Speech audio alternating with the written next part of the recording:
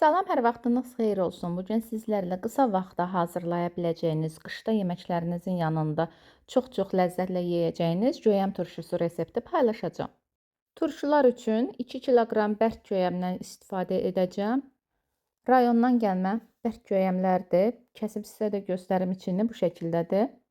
Turşunu bağlamaq üçün hər kəsin evində olan bankalardan istifadə edəcəm ki, sizə də rahat olsun. 750 mq-lıq bankaya 2 ədəd dəfnə yarpağı əlavə edib, üzərinə bir qədər göyəm yığdım, 2 budaq nanəni də yerləşdirib, təkrardan biraz göyəm qoydum. 3 ədəd təmizlənmiş sarımsağı da üstünə yerləşdirərək ağzına qədər göyəmi yığdım. Bu qədər sadə, az ərzaq da aparır, amma çox ləzzətli alınır.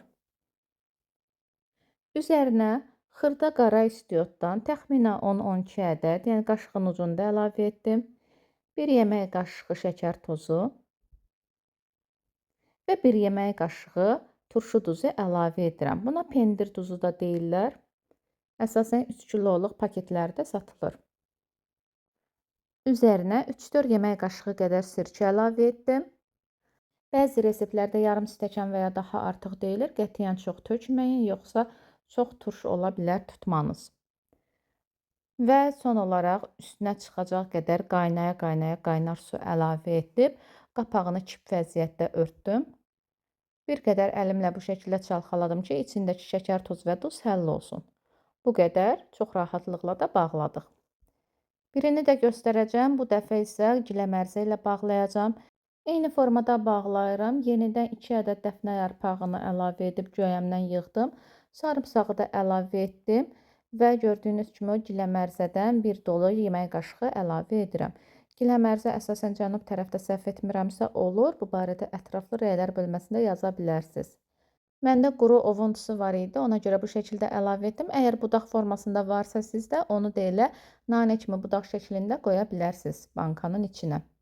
Duzunu, şəkər tozunu da töküşüb, sıx vəziyyətdə göyəmləri yığdım və sirkə əlavə edirəm. İstər üzüm, istər alma sirkəsindən də istifadə edə bilərsiniz. O qədər də fərqi yoxdur. Mən hətta yarısını üzüm, yarısını alma sirkəsi ilə etdim. Üzərinə çıxacaq qədər qaynar isti su töküb qapağını da kip bağlayıram.